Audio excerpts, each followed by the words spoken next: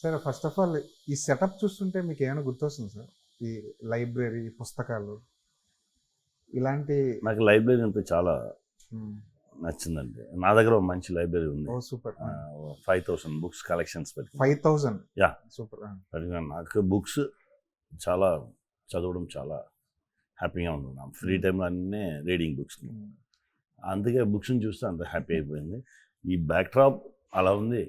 మనం యాక్ట్ చేసినవన్నీ మర్చిపోయింది. ఇది వేరే లోకం ఇది. అవును.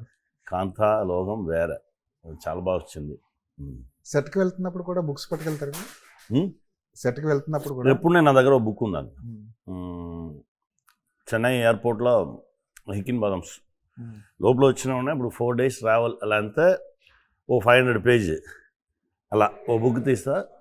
ఇక్కడ హైదరాబాద్ వచ్చి తిరిగి వెళ్ళంగానే ఆ బుక్ని ఫినిష్ చేసేయాలి. ఇది టార్గెట్.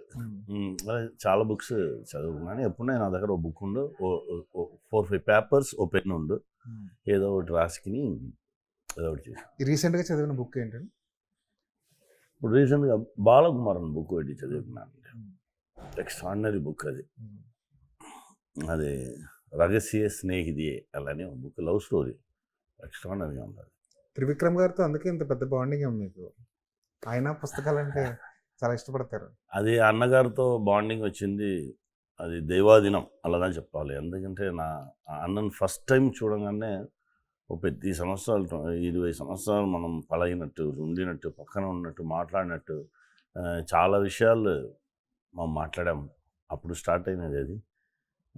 దాని తర్వాత బుక్స్ కూడా ఒక కోఇన్సిడెన్స్గా ఉండొచ్చు. అన్నగారు వచ్చి పొన్నియిన్ సెల్వన్ బుక్ ఇంగ్లీష్లో ఉందని అడిగారు. అది వెళ్ళి తీసుకొచ్చి పెట్టాను. అది ఆ బుక్స్ చాలా మమ్మల్ని దగ్గర తీసుకొచ్చిందండి.